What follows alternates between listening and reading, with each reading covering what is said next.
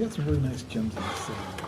Yep. Other cities, I mean, our community centers, Oh, parks, yeah, lots, yeah. We actually don't have to keep that door open. all the parks. that We they actually have don't have to in keep that green door space. open. No, Okay. no, never.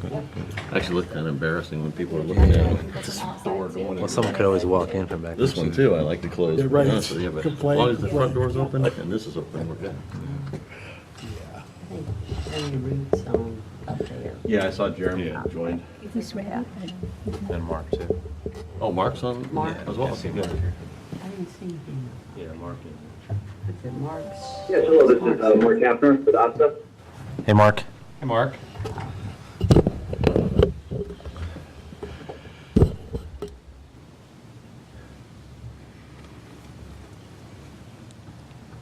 gotta wait for President. Yeah, he's right. Well, we can, we need to get him here to amend the order.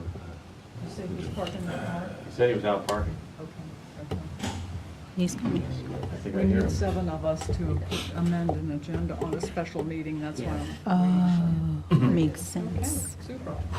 And I can tell you what needs to happen if you want to just. Okay, okay. Okay, we'll get started. I call to order the special meeting of the Manassas Park Governing Body for Tuesday, May 24th, 2022. And City Attorney wants to amend the agenda. Yeah, I just want to point out item number 3, which is the First Amendment to the ground lease and parking agreement for Park 170. There were 2 other documents that were associated with that. The current owner is selling to another one of its entities for tax purposes, and they're closing this Thursday. They have a estoppel certificate and then also a consent to assign. They were uploaded on the website, and they should be in front of you. I'd ask that they be voted on after you vote on the First Amendment. Okay, so there'll be 3 separate motions for number 3. Yes, ma'am. Okay, do we have a motion to approve the amended agenda? Second? All in favor? Aye. Aye. Opposed? Abstained? Motion carries. Thank you. Okay. First Amendment, number 2. So I prepared the actual agreement itself, so if you have questions about the legal language, anything within the document itself, I'll be the one to answer that. If you have any questions about the business terms or anything that Laszlo's going to present here shortly, please ask him. So, Questions? Okay. Go ahead, thank you. Okay, so good evening, Mayor and members of the governing body. I'm actually going to do a presentation which really covers both items, or actually all the items that are on the agenda tonight, because they're really related.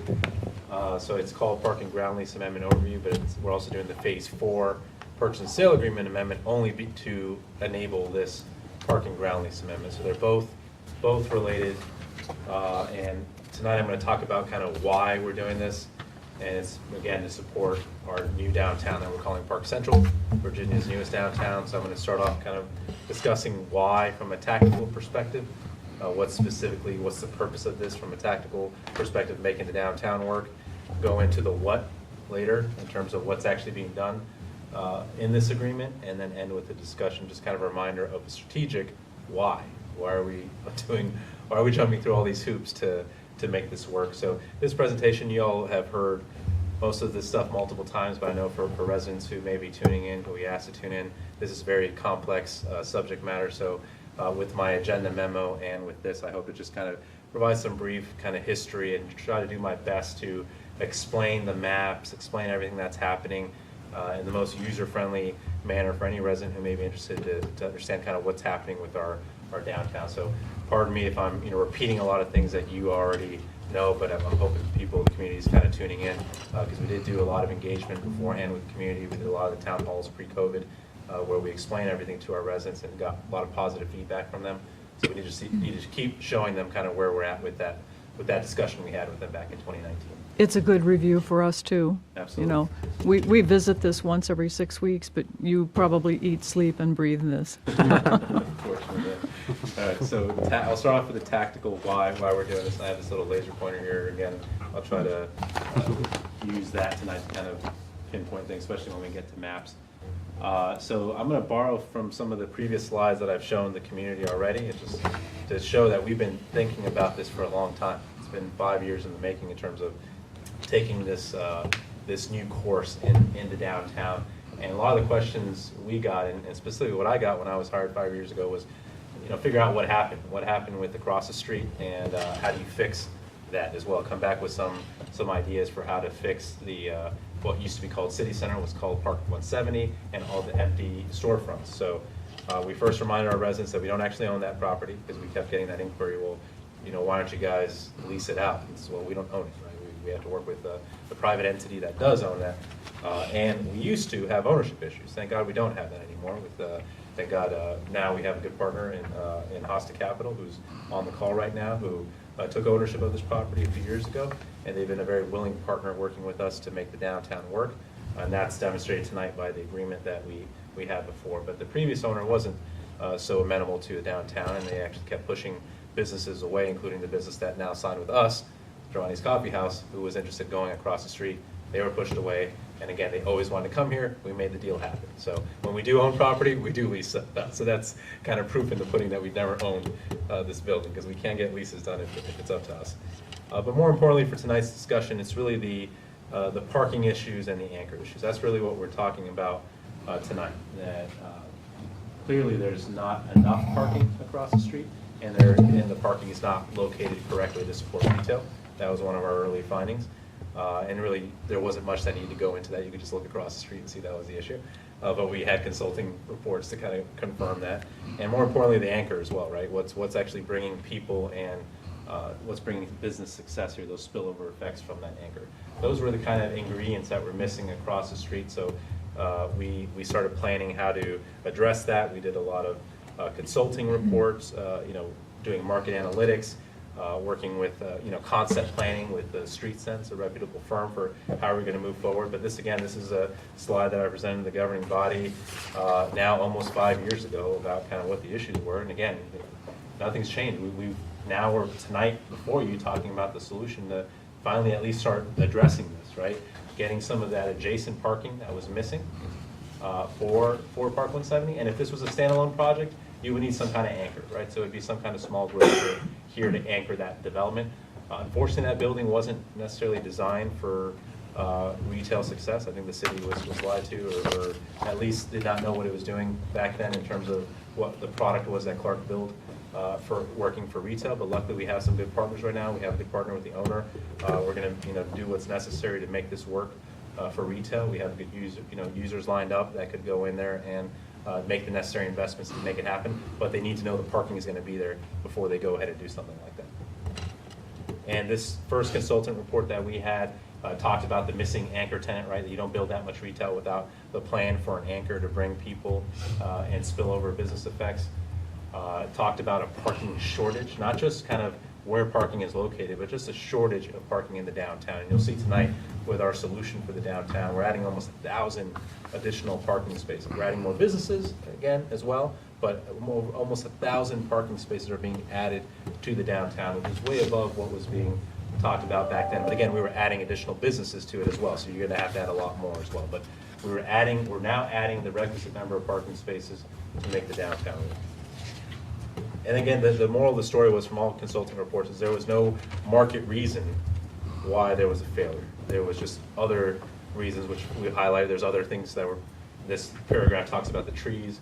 We're looking at that as part of our Complete Streets project right now that Steve and Calvin are working on with our consultant, to look at everything else from a pedestrian standpoint, to do everything we can to make this downtown work. But tonight's discussion is really focused on those key elements that we took from these consulting reports, from the Street Sense report, and we came up with targeting, number one, a priority of phase 3 development, and then phase 4 as well to make this happen. So now we're talking about phase 4 specifically, and the parking arrangement with phase 1 to allow phase 4 to happen. But we're also talking about the anchor component of phase 3, right? So we set up our goals for each of these phases. The phase 4 was very simple, a very simple goal: fix the parking issues for phase 1, at least start fixing the parking issues, right? It's not the complete, but it's at least getting one side adjacent parking, because if you're a retailer, your preference always is parking in front of your establishment. Your second preference is going to be adjacent, right? Or behind, but close enough. And that's what we're working towards here with phase 4, is to get that requisite parking at least for building B of phase 1A, and probably the end cap for building A. So this is building B, Park 170, and this is building A. So for whenever we reference building B and building A, again, this is building A up here to the west or north, or actually west, and this is Building B here to the east. It's actually north-south Is that north-south? Manassas Drive is north-south there, so it's west side of Manassas Drive. I And always see this as north of here. no, it's not. Okay, all right, so north and south. Yes. Up and down, how about that? There you So go. the upper building and the lower building. And then for phase 3, you can see the incredibly important goals as well, is creating a space for the anchor. The anchor could only fit on this space, it could not fit here. We did some initial kind of engineering design work with Norton Scott to see if we could actually fit the anchor here. But it didn't fit, number one, and number two, what are we gonna do with City Hall, right? Like, if we were gonna build our new City Hall, we had to build it actually on this side, so then we can move over, right, and then build something over here. So there was those complicated steps, but again, we needed the anchor here. We wanted to get the VRE garage in the correct location. Initially, the plan was to put it back here, but that's way too far to support this four corners area, which is what Street Sense recommended we focus on for commercial success. So we wanted to bring the garage as close as possible without taking any of that valuable terrain for commercial development. So this was the perfect site. Norton Scott was the developer who could acquire those parcels and partner with us for that, so we could get the VRE garage in the correct location. We had the goal of the City Hall as well, getting a new City Hall without impacting existing taxpayers, and then the additional retail spaces for those four corners. So a lot of goals with phase 3, but tonight we're really focused on the anchor. How do we enable the anchor to develop here? We have the anchor already signed, as you'll see here later on, but we need the authority for that anchor to actually start construction. And that's what the goal of tonight is. Like I said, this is something that was shown to our residents in 2019, when we started engaging with Cinema Cafe, and we told them we were going to get it done, and last week we all got it done. So we signed that agreement last week, so thank you very much. Through COVID and everything else, we kept our promise to our residents that we would work to secure an anchor, and even the same anchor we were talking to them about in 2019 to bring them here to the city, and that's what we're doing, and tonight's agreements allow them to construct. Again, the end state is the entire Park Central. So you see the full 4 phases right now. Again, we've talked about other phases in the future, but right now, in the short term, what we're talking about are phases 1, 2, 3, and 4. This is phase 1 here, the Park 170 buildings, formerly known as City Center. This is phase 2, done before most of our times here, with the 7-story Artena apartment building, the 2-story office building that houses DSS and the Montessori school, and then a future plan additional development as well. That deal, I believe, was done in 2013. And then phase 3 and 4 is what we've been working on here the last few years to secure. Phase 3 being the much larger project with the 2/2s in green, the theater anchor here, the garage here, a 4-level garage. The new City Hall is this building, and this is the new retail or restaurant pad with the plaza here as well. And then this is phase 4. And you can see the big part of phase 4 in terms of the downtown success, not just adding that additional tax space, but also getting those 150 spaces that we were planning for Park 170. So tonight, again, we're focused more on this area here of the theater, phase 1 and phase 4. So what the actual agreement entails. So I'm going to start off with the map, actually a couple maps, so I will orient everyone here and also residents who may be watching to what we're talking about. This is the building we're sitting in right now. The current City Hall is located here. The future City Hall would be located here. And then across the street is Park 170, formerly known as City Center. And you can see the VRE station down here. So this is kind of just to let everyone know what area it is we're talking about. What I'm showing here is the current parking situation. These 150 spaces in front of City Hall were the intended source of downtown commercial parking.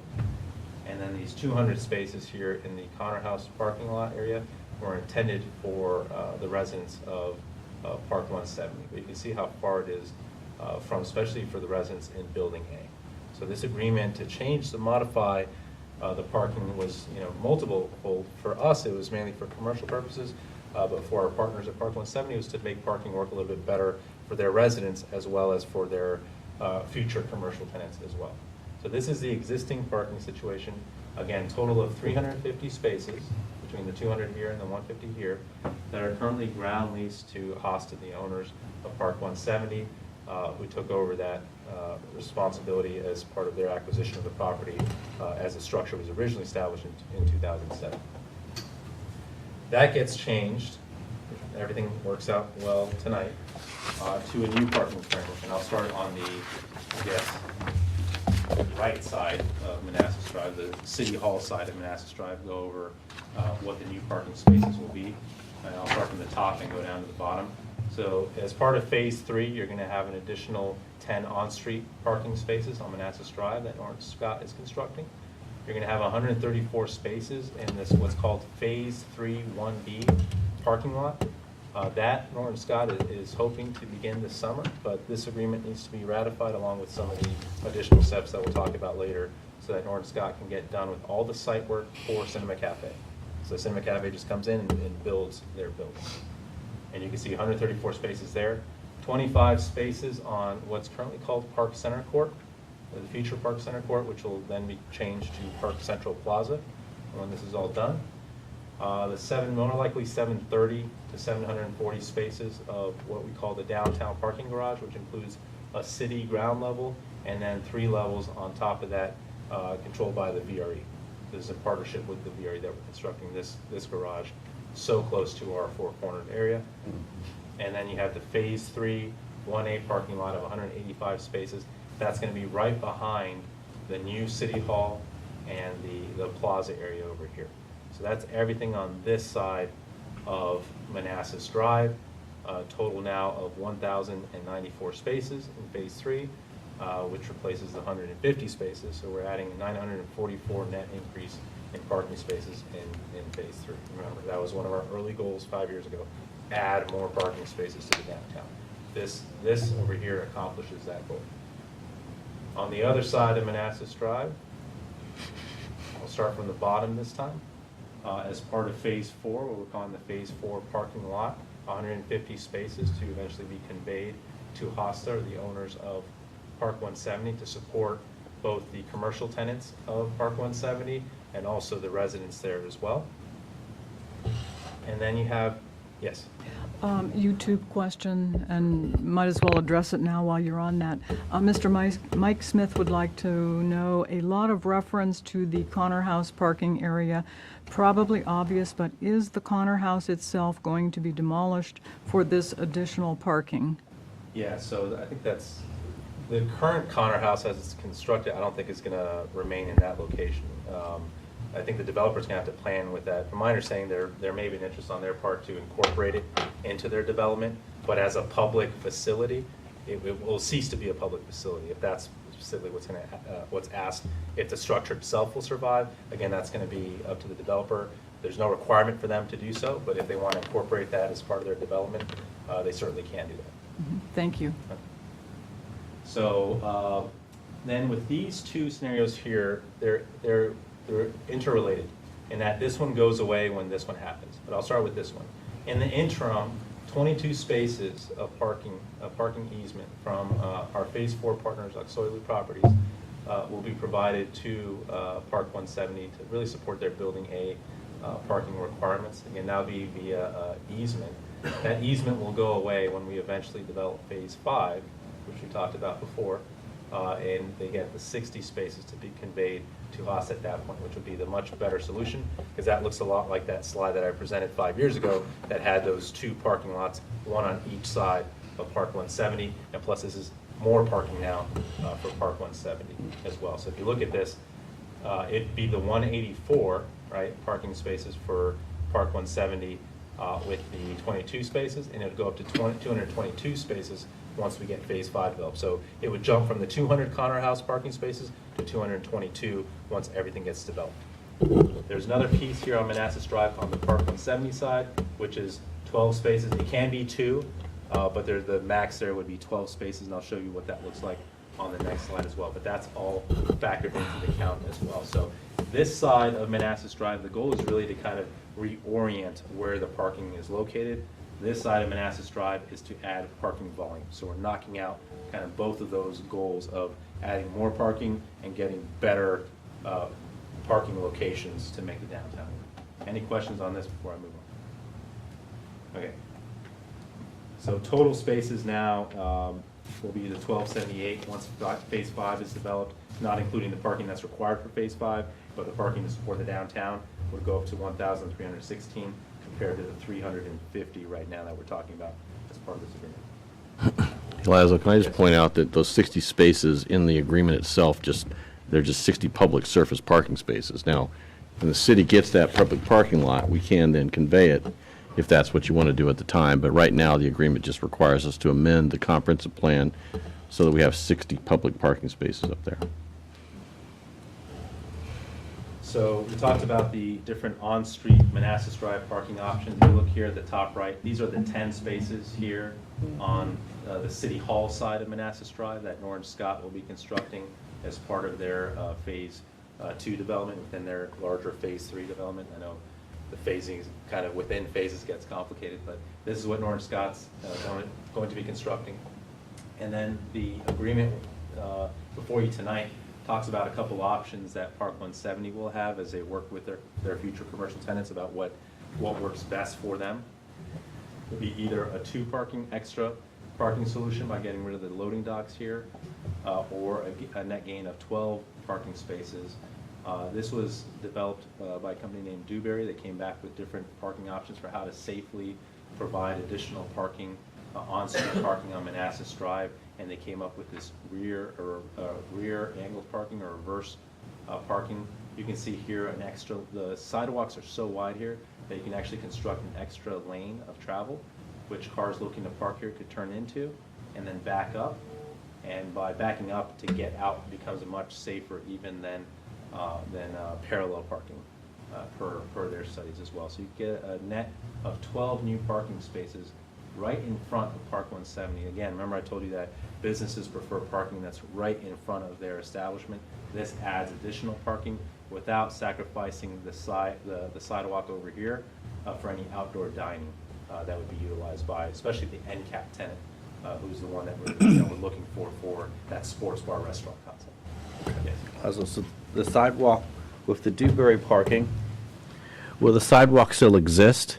There will be a sidewalk here, yes. It'll just be more narrow than the sidewalk that's before it. Absolutely. It would be much more narrow, yeah. It would be enough for walking, but that's about it. You're not going to be able to have outdoor dining options there. Aesthetically, won't that look kind of strange to go from a wide sidewalk to all of a sudden a narrow sidewalk? Well, I think, again, we have to work with those commercial tenants, but because we have one user who may take the whole thing, right, and then be backfilled by that user, by another user that we're bringing in, their area of outdoor dining will actually be here, right, and this is just for additional parking spaces that they're going to be needed. So they're going to need. So Okay. part of the concept is they're going to be doing parties there, right? Like, in the future, birthday parties, other things. So they're going to need that. At least if we set this up as temporary parking to drop off the birthday cake, whatever it is. They need more on-street parking there to support their business. So that would be the goal here. But again, this still involves more extensive dialogue between Mark Hafner, the Park 170 group, and the commercial tenants that will be going in there about what their requirements are. All this agreement is saying is that we're giving them that option to go ahead and execute.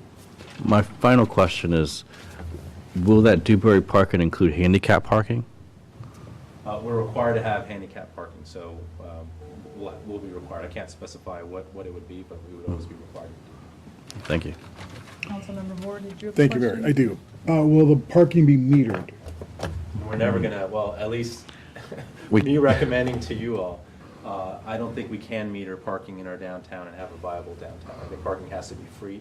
Doesn't mean we can't do 2-hour or 3-hour or 4-hour parking, right? But, Right, to get the turnover. correct, to get the turnover, but charging for parking, we just don't have that kind of market pool. Gotcha. Yeah.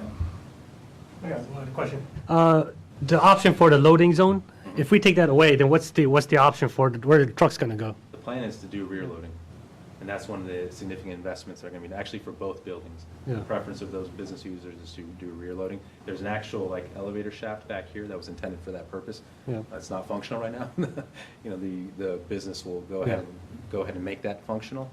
But the plan is going to be to do rear loading, and that's why they have that option. And they go exit and enter, I guess, from the top north. Yeah, you can. There's pull enough in- space for. Yeah, you can pull in and do one of these. Yeah. Drop off, use that elevator shaft there to lower, Yeah. because it actually lowers to the ground floor I from see, up here, okay. and then you can take off. Yeah, because if it's a restaurant, they're gonna have at least 2 or 3 a week, maybe. Yeah, it's You gonna be a know, lot of. yeah, so- And there's a long hallway back here, if you've ever Yeah. been in there as well, for kind of all the loading. Okay, yeah. and unloading. I mean, it's better in the rear anyway. It doesn't hold up traffic in the front. Yeah, and again, these are options. I mean, Right. I guess technically they could come back, and correct me if I'm wrong, being in agreement, and say, we're not doing any of these. Right. Keep it as is. Right. Yeah. Okay. Okay. For the phase two, so the owner, again, the developers of phase four, auxiliary properties, they also own what we call the first part of phase two, the Artena 7-story apartment building and the parking rights here.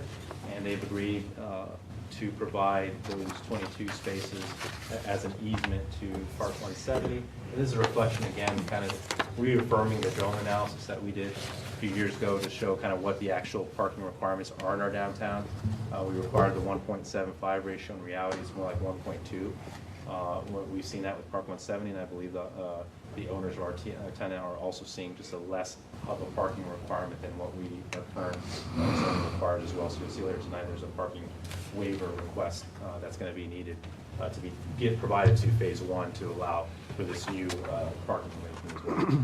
So just a better picture, kind of a satellite imagery of what this looks like. If you're familiar, again, this is building A of Park 170, and then you have the 7-story tower right behind it. We'd be talking about these spaces over here. Okay? Oh, so Yes. looking at that, so we're going to get rid of the trees with the Dewberry parking. Well, we're going to replace these trees on Manassas Drive. Replace. Meaning we're So going in this section, you're probably Yeah. right. You may not, you may just have some smaller plantings. But overall, Manassas Drive, we're actually reviewing, to getting rid of the trees. yeah, replacing the trees. Okay. Yeah. We still, you need trees in the downtown. You need shading. Mhm. We don't want our trees that are blocking retail View. visibility. Yeah. So you need to Mhm. have that right balance. So gonna be. that's something the consultant is looking at when they've been showing us mock-ups of different town centers and what kind of trees they utilize, and more importantly, how are those trees maintained and Mhm. trained to grow properly. That's something we're gonna have to do as well. That wasn't done. These trees that were out here Mhm. may have worked had they been maintained properly and trimmed properly and taught how to grow properly so that they have a higher canopy that doesn't block the retail visibility while still providing shade. But the ship has sailed on that one, unfortunately. We Okay. believe, we have actually some arborists from the state actually evaluating it as well. Thanks. All right, so phase four, parking spaces, this was kind of a past drawing. Again, they're still working on this. This hasn't gone before you all yet for zoning approval. That's coming down the road, and that's where you'll see a better kind of concept for what this will look like. But the purpose of this is to show the 150 space area, right, for where those 150 spaces will be to support the Park 170. But again, you'll see the more complete product, the more accurate product as we get to the rezoning. But what's not going to change is the fact that in this area close to Building B, there's going to be 150 spaces for Park 170. Does that make sense? But just point out, it's actually a two-phaser. So when initially they're going to have 150 spaces surface lot that's going to be available. The Phase 4 developer is going to build something larger than 150 so they can move around as necessary to accommodate the Phase 4 development. Eventually, there will be permanent parking. It's most likely going to be some sort of a structured parking facility, and that will be then conveyed over to the I guess it's DST, to the HOSTA entity for their use. But there will be two phases. I just want to make sure that's clear.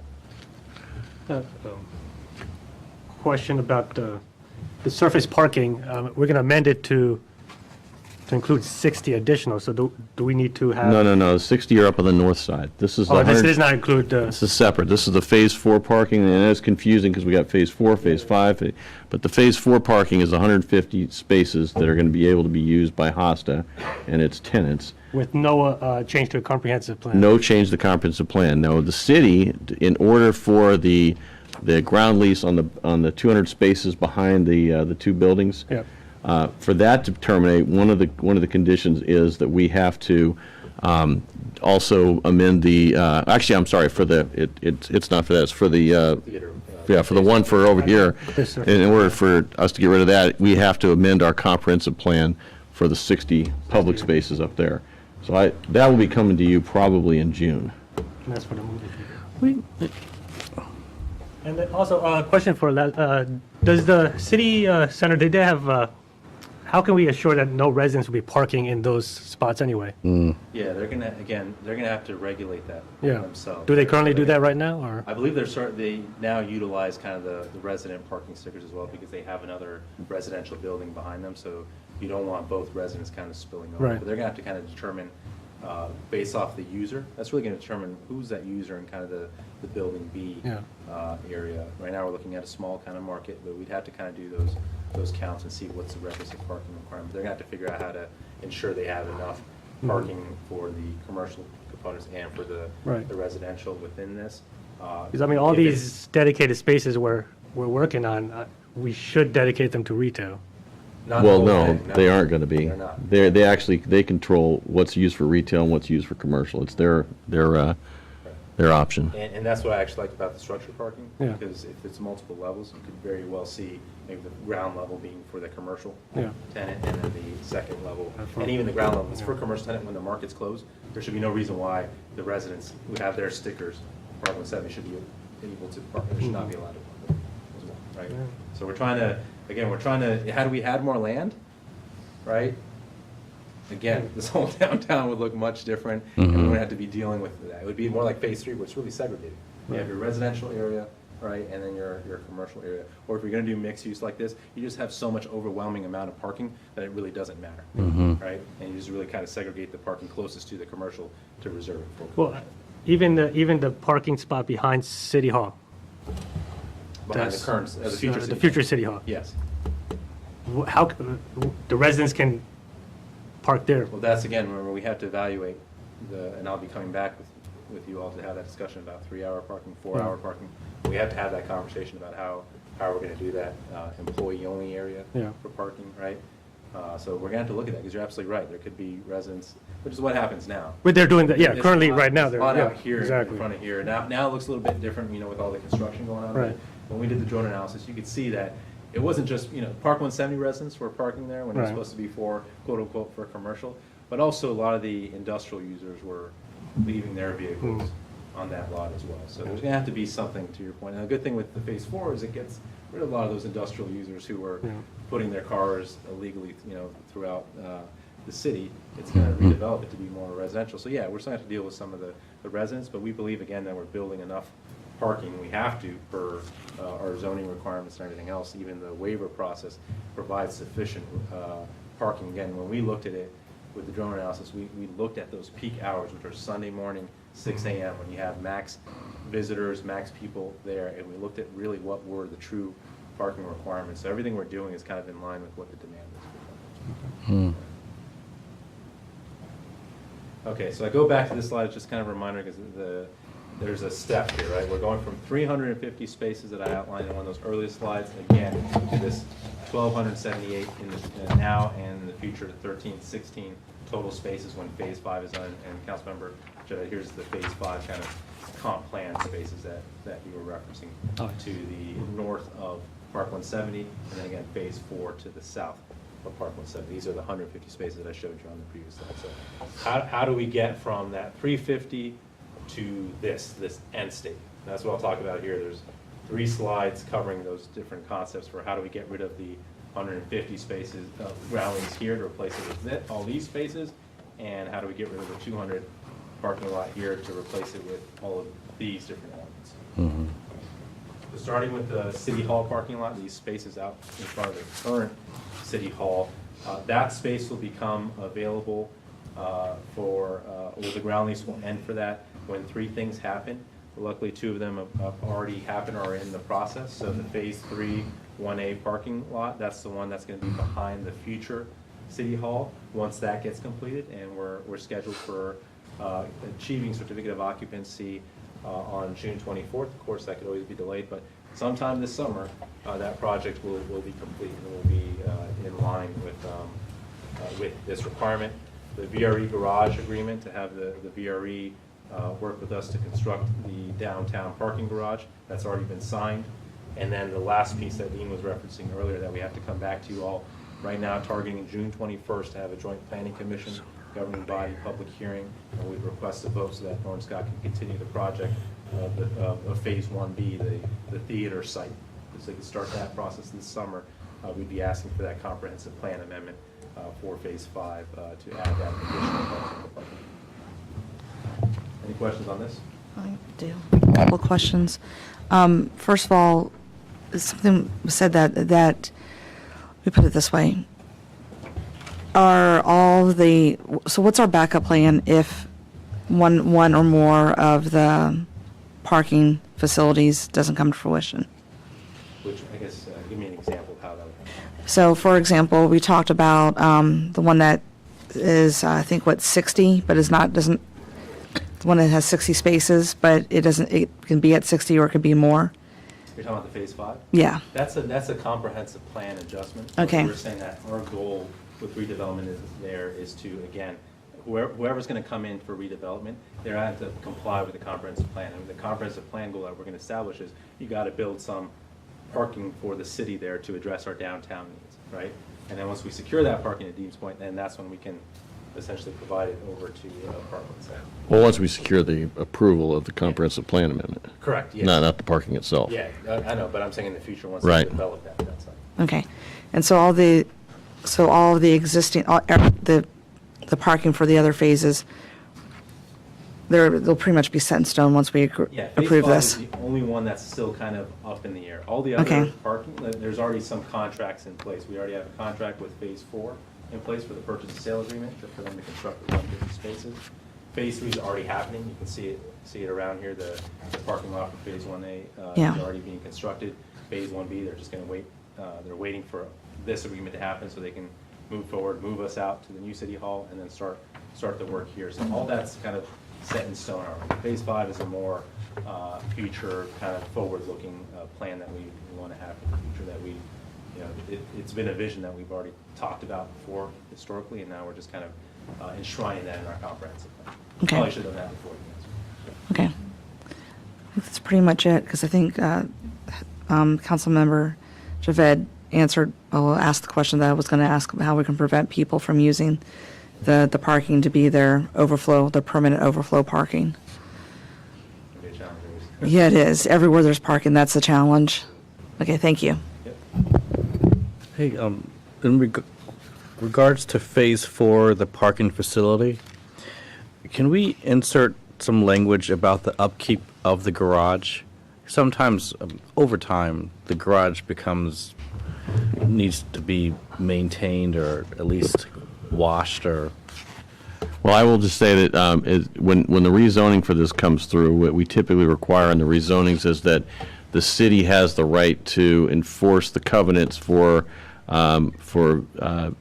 aesthetic purposes. So if the downtown's getting run down and the condo owners or the owners themselves are not maintaining it properly, the city would have the right to come in there and do that to make sure it maintains that aesthetic ability. So we have that downtown right now with the Norton Scott folks.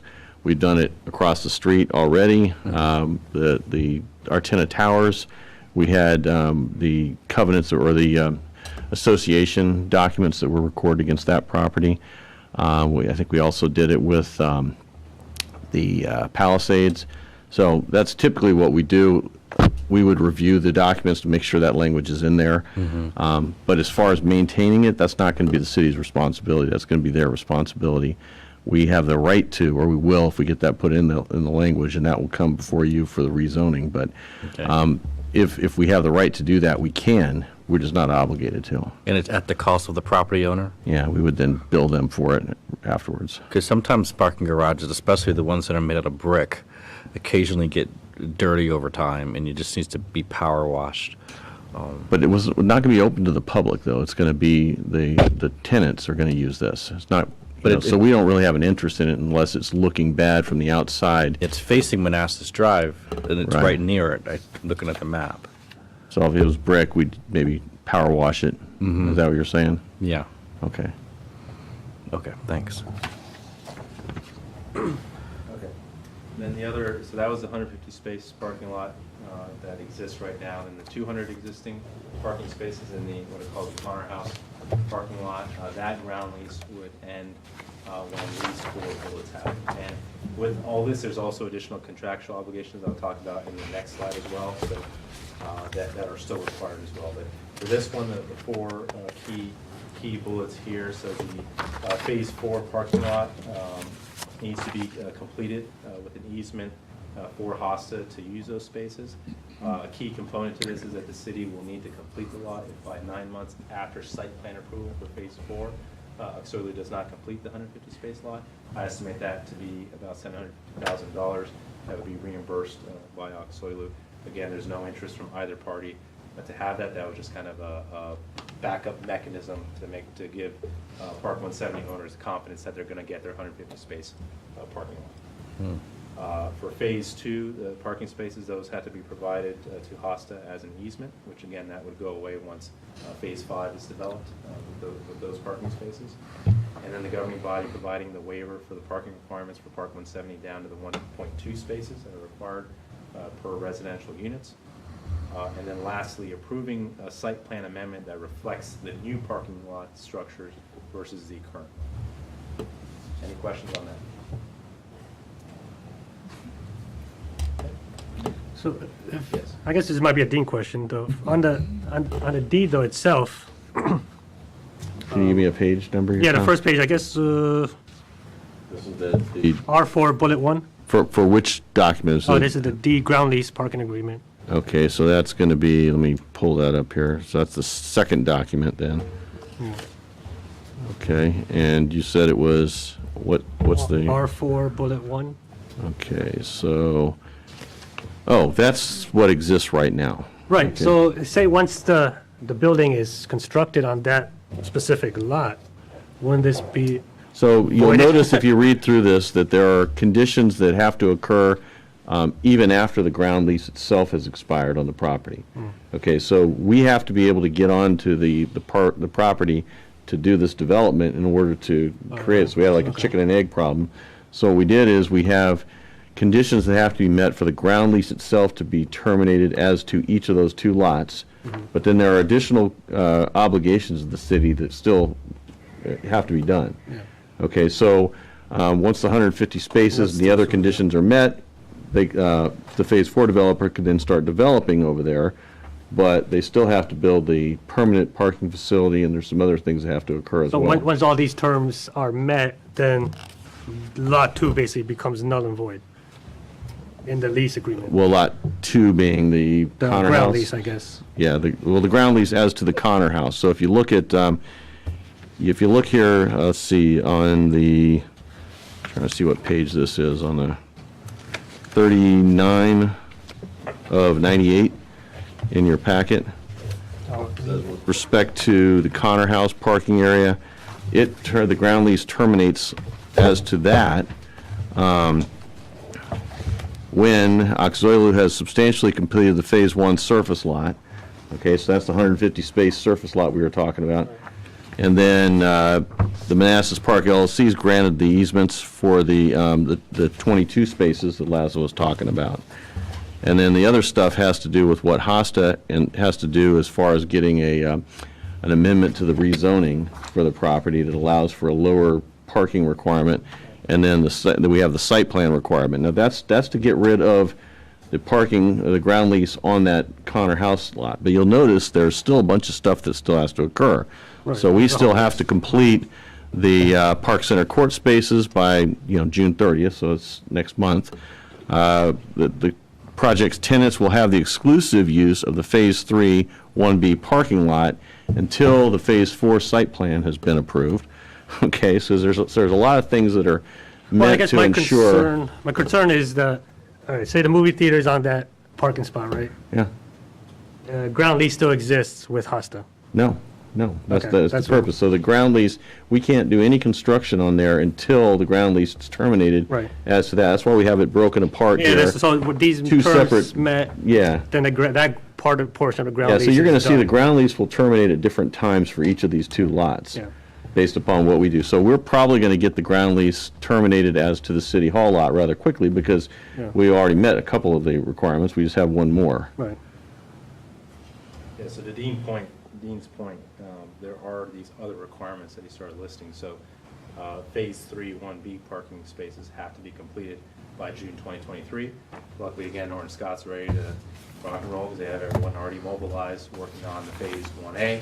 They want to quickly move to Phase 1B. Their tentative timeline is to be done with Phase 1B by February of 2023 with that site plan, the construction of that parking lot and all the utilities there to support Cinema Cafe. So that means Cinema Cafe cannot open until Phase 4 has a site plan approval, because Phase 3, 1B, even though it has to be constructed by June 2023, HOSTA will have control of it, right, until there's a Phase 4 site plan approval, because that locks in their goal of Park 170 of having those 150 spaces adjacent to the.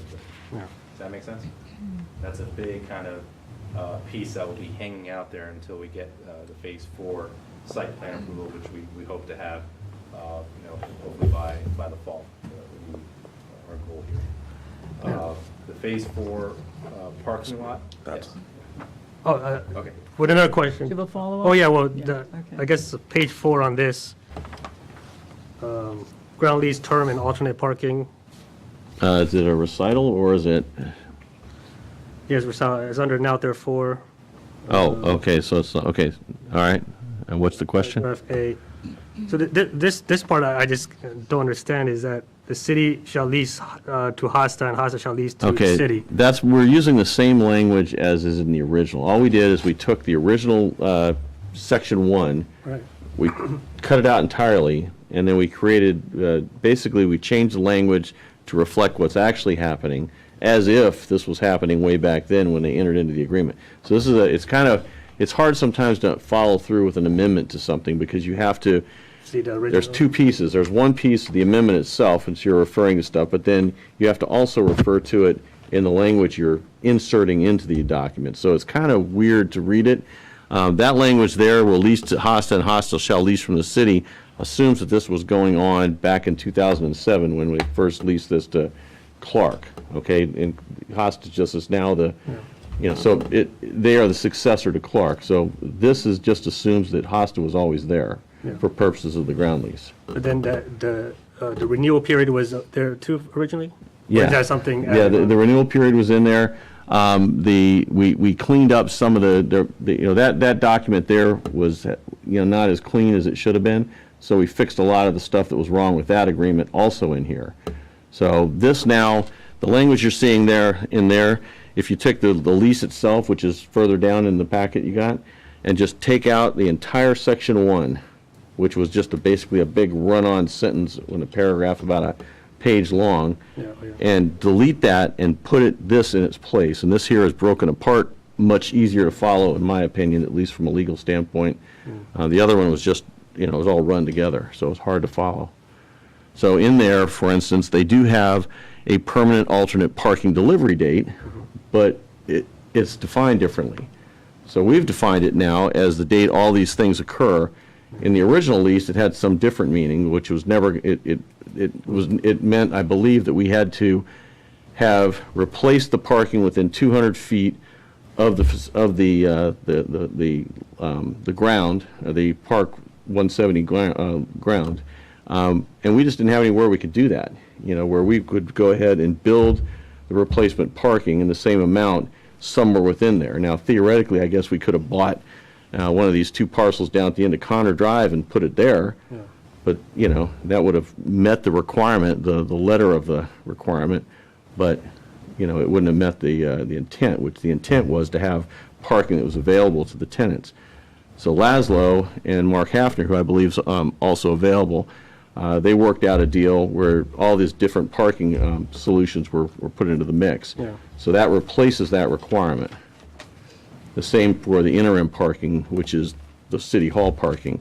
We would have had to replace that with 150 designated spaces for them. What we've done instead is we've created, through a lot of other arrangements, we got a VRE garage, we have all this other parking that's going to be open to the public and their tenants as well. So overall, it's better location of parking for them. It gets us out of the ground lease, so we can move forward with the development of the downtown.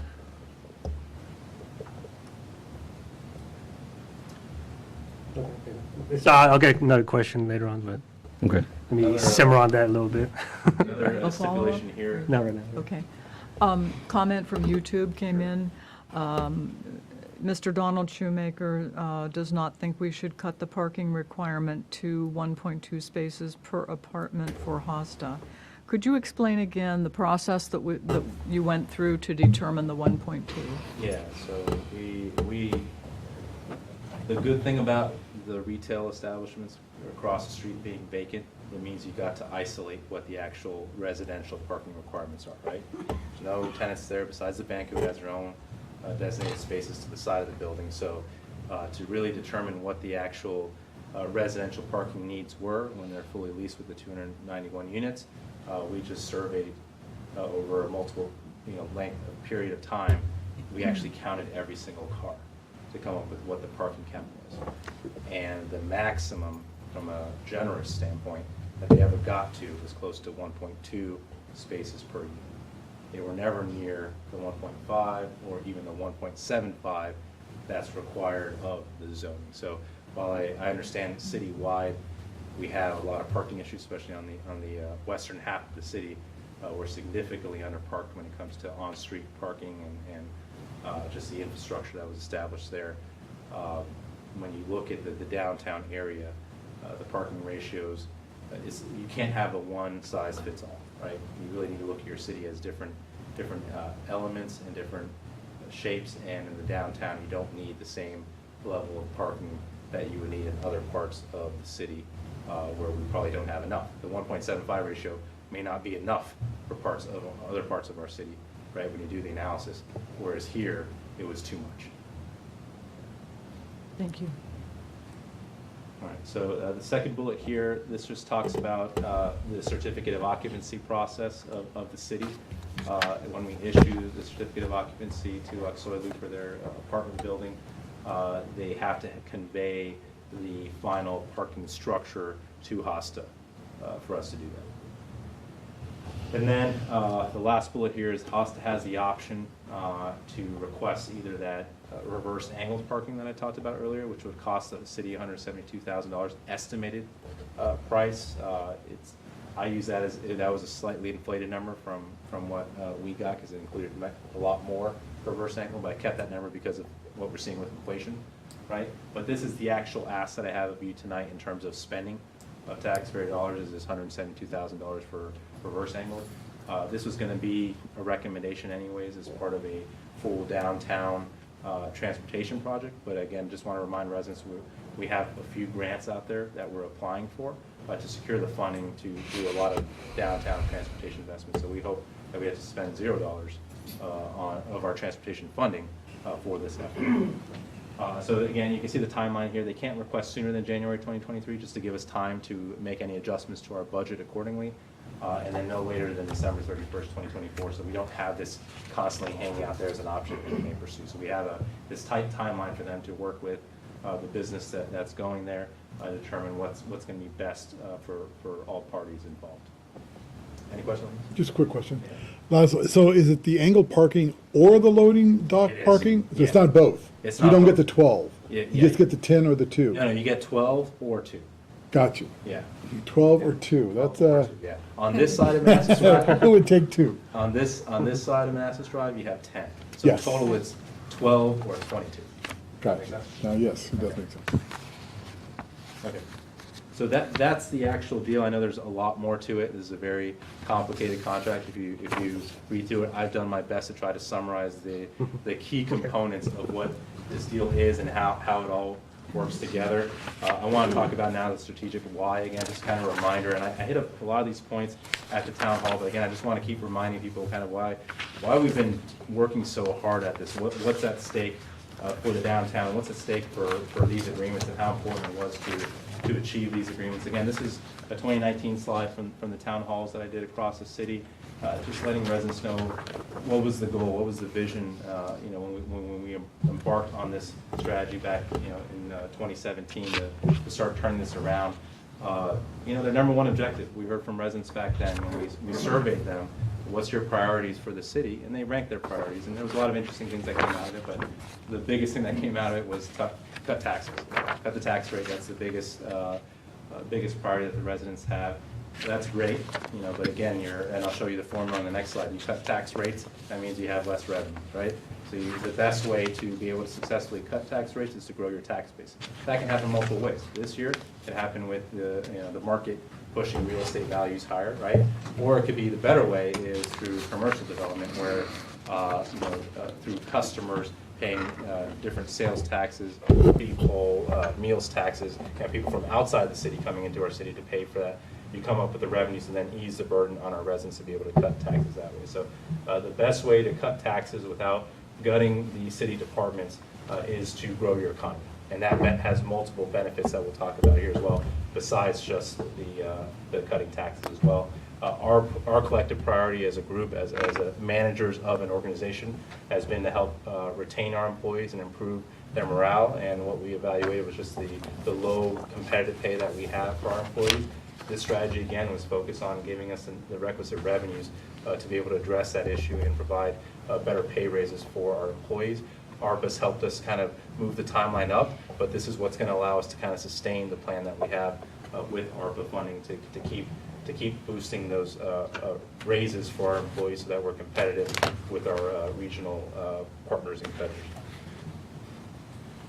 Reserves has been a big thing. Again, just 5 years ago, we were at a negative $1 million position. We never want to go back to that. We want to keep building reserves like we have for the last few years and maintain a strong financial position.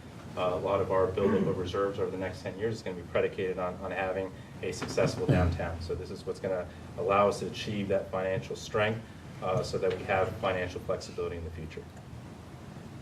A positive benefit to our community besides the tax cuts is going to be to provide a community central gathering place to bring all of our residents together for events, for dining and entertainment options, and also for employment opportunities for those who like to work a little bit closer to home as well. So there's a positive kind of quality of life and community building elements that are associated with the downtown as well, not just the financial aspects. Not just paying our employees better, but giving them the tools and the facilities, the equipment, the infrastructure that we need to better manage our city and to provide better infrastructure to our residents as well, coming up with the revenue for that because we've been underfunding capital, we've been underfunding a lot of the programs since the Great Recession. We want to get back to being able to address that. Because of ARPA now, we are at pre-2009 staffing levels. We want to be able to sustain that and grow that because the city's grown by much more since that time. So the goal should not be 2009 levels. The goal should be 2022 levels, right?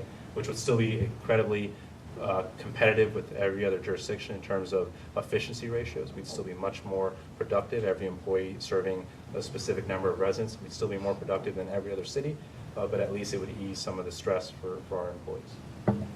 And then again, I talked about this before, job opportunities for our residents. And then lastly, to fund our CIP. The downtown is what's allowing us to fund our two largest capital liabilities, which is the Public Works Building and the City Hall as well, without impacting our taxpayers. That's the beauty of the downtown. We're knocking out a lot of goals at once, and that's why strategically we're doing this, and I'm going to keep reminding you, it's a very simple formula, but we have to reach equilibrium. The best way to be able to fund everything on the right properly is not the tax rate, but the tax base. You don't want to increase the tax rate, you want to keep reducing that tax rate, right? So you want to improve the tax base, and the downtown, the Park Central development is the most important thing. We can do that to accomplish a positive equilibrium for our residents and for our city overall. So I'm going to always go back to this formula and the goal we have for getting debt down, building up reserves, and improving the tax base. Improving the tax base is what we're talking about tonight, which is a long-term objective that we have. And then our financial strategy, again, was survival to FY23. We made it. Now it's about becoming sustainable, and this downtown is all about becoming sustainable, and then in the long run, becoming a financially strong community as well, so we never fall back to where we were in the past, unless, again, it gets mismanaged in the future. Let's cross our fingers that does not happen, but this is going to make it harder for people to mismanage our finances in the future to the point where we're struggling again. So We hope. we hope. So that's all I have tonight. I hope I've been able to summarize this clearly because of what's happening tonight and the stakes involved with this. I just want to thank everyone who's been involved, all parties, Mark Hafner, who's on the call as well, has been a good partner over the last few years as we've negotiated this. Ahmet, who's not here this evening, but Ahmet Aksoylu has also been a great partner.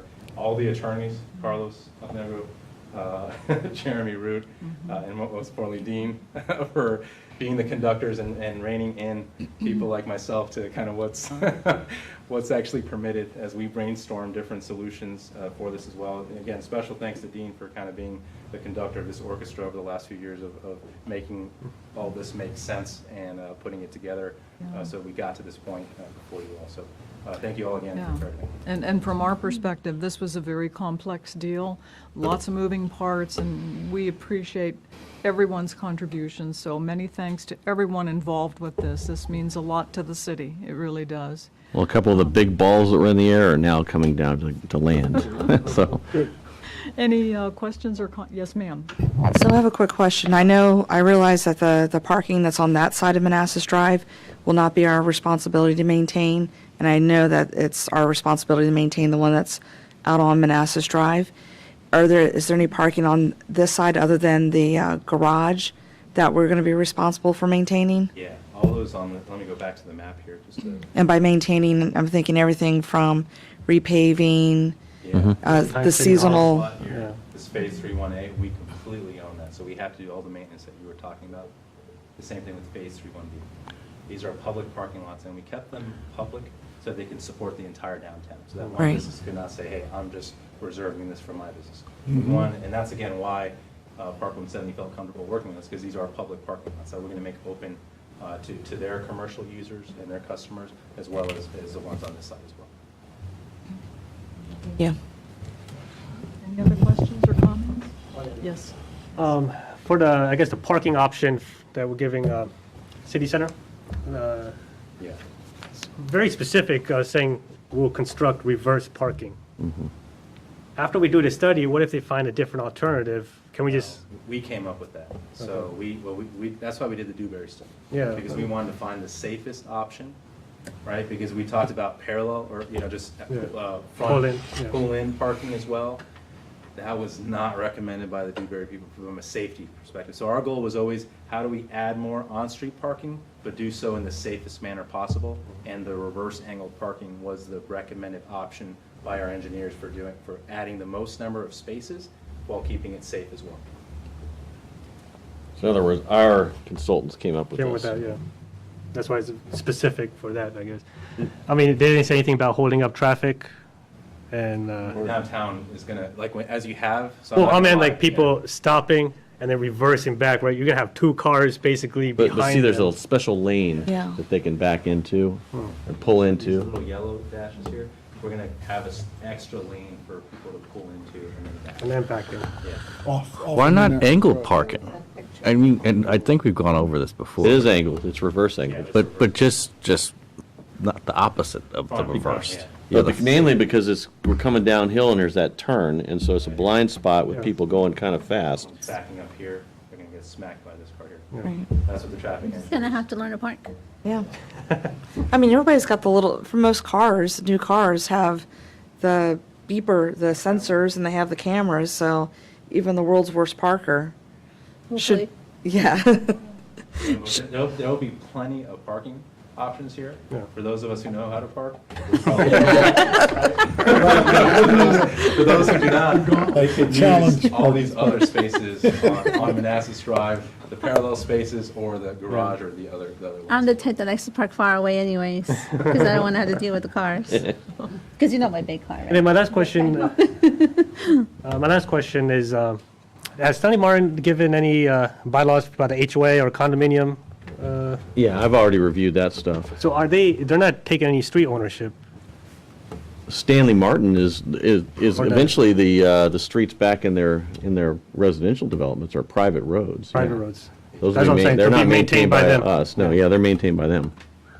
And nothing on the surface in front of the movie theater, I guess. No, that's all public. That's park. public. That's public roads, public parking. Yeah, Park Central Plaza Road, if you want to call it that. I'm at this top north, go up, yeah, right there. Here. Oh, that stuff up there, that's going to be private roads as well, up in the residential area up there. Yeah. That's going to be private as well. When you come in, you turn left to go into there, and then you'll be in the private roads. And then where's the 60 parking spot? It's up here. No, I thought there was one right by the movie theater. No. No, this is the parking spaces behind the movie theater. Well, yeah. it's- 25 on-street parking there in Park Central Plaza. Then there's 10 along Manassas Drive over up against that parcel. The 60, though, is a comp plan amendment change, and that's going to be where the used auto right Yeah, up there. that's fine. I was just worried about the Stanley Martin driveways and drive-throughs. But they're already sufficiently parked per the rezoning. I mean, That, that's, that 544 is for residential. Yeah, those are all the Yeah, units. Exactly, those are the residential spaces, and they met the code requirements. I believe they exceeded the code requirements.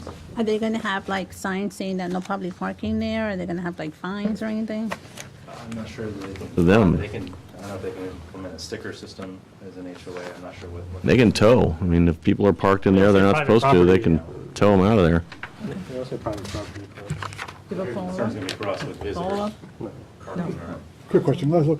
Have we did a study on the stormwater input from these new asphalted areas and what it will impact our system? Yeah, we have to. You can't approve anything in the site planning process that doesn't meet, and even if we start looking at that from the zoning standpoint as well, that doesn't meet the EQ requirements. So every new construction project that's adding, impervious space Yes. needs to address that stormwater pollutant to reduce the pollutant load. So it will be studied or it has been studied? Has That's my been. question. Or has- So most of it's going into our Pond 1, which is down there right now. Right. Some of it's going to drain to, if you see where the garage is, that blue area up there, where the VRE garage, between the VRE garage and the railroad tracks, there's about 25 feet that's going to be designated as a storm drain area. And that area is going to basically capture the sheet flow, a portion of which is going to dump out from the residential there to the right. And then it's going to go under the railroad tracks and then go through existing drainage areas to the stormwater management pond down there at the VRE lot. Both those ponds, the VRE pond and Pond 1, have been studied, and they can handle the extra load. Yes. There's also a giant underground tank that you put under here. For City Hall, yeah.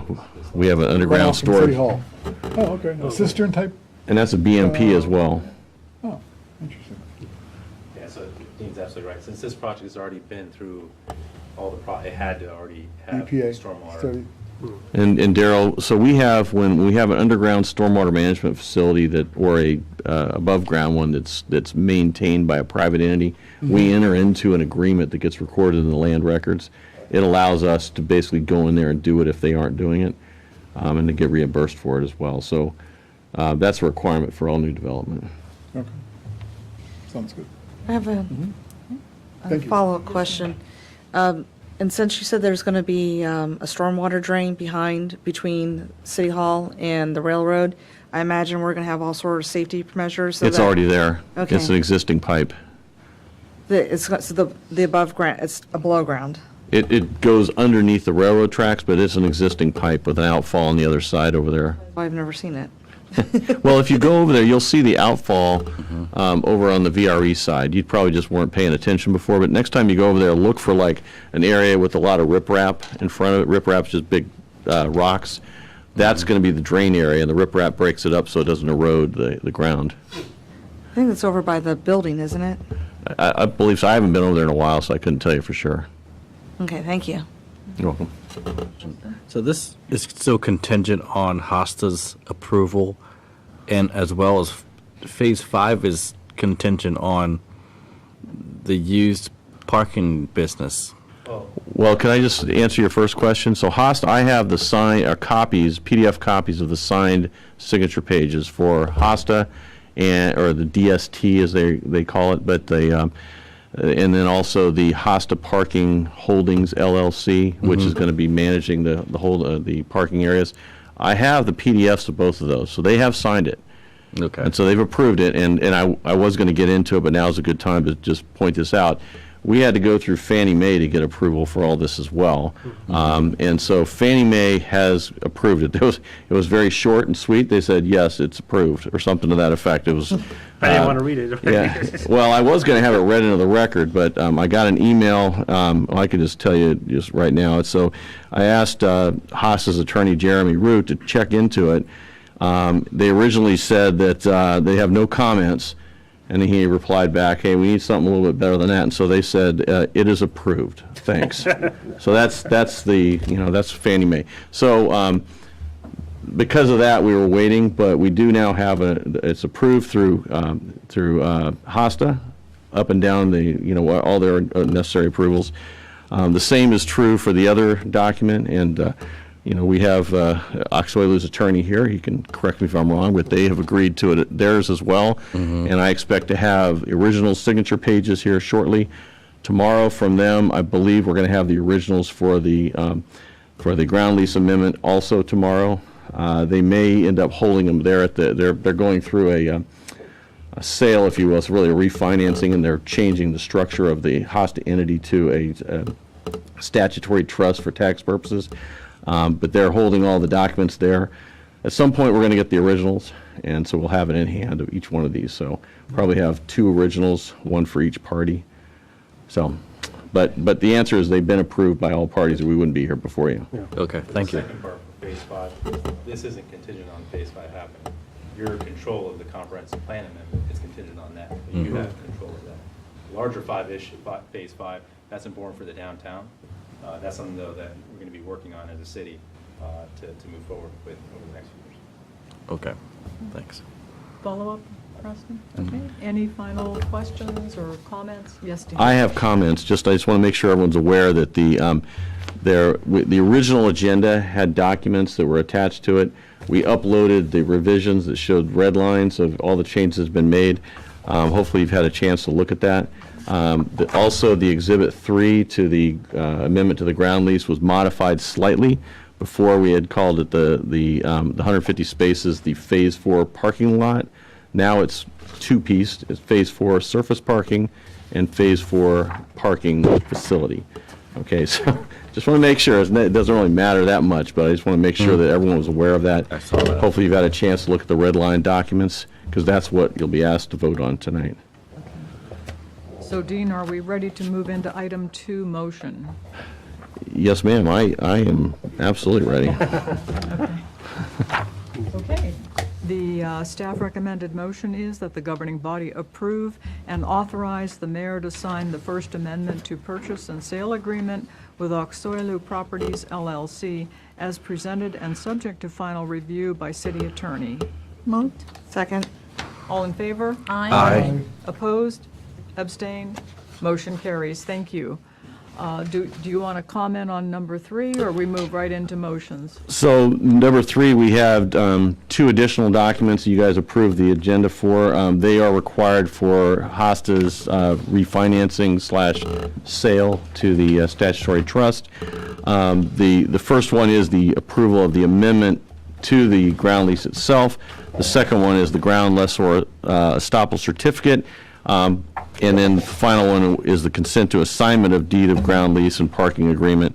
Now, I just want to point out that I did notice that on the estoppel, there was one minor change I'm still going to need to make, but it's covered with the ability, with the final review of the city attorney. But it needs to be made to be consistent with the changes we made to the amendment that are shown in the red line. Okay. So. Okay. Thank you, Dean. The staff recommended first motion is that the governing body approve and authorize the mayor to sign the First Amendment to deed of ground lease and parking parking agreement with HOSTA Multifamily 1 DST and the associated memorandum of ground lease as presented and subject to final review by city attorney. Moved. Second. All in favor? Aye. Opposed? Abstained? Motion carries. Thank you. The second motion is that the governing body approve and authorize the mayor to sign a ground lessor estoppel certificate as requested by Bercadia Commercial Mortgage LLC as presented and subject to final review by the city attorney. Moved. Second. All in favor? Aye. Opposed? Abstained? Motion carries. Thank you. The third motion is that the governing body approve and authorize the mayor to sign a consent to assignment of deed of ground lease and parking agreement and present it as presented and subject to final review by the city attorney. Moved. Second. All in favor? Aye. Opposed? Abstained? Motion carries. Thank you. And thank you for the large print, Dean. You're welcome. Is there anything else for the good of the city? Okay, do we have a motion to adjourn? Moved. Second. All in favor? Aye. Opposed? Abstained? Motion carries. Thank you, everyone. Thank you very much. Thanks, Mark and Jeremy. Thanks to you and Laszlo and All everybody the work, who yes. Time coming. All the back and helps forth. out on It's a big this. night.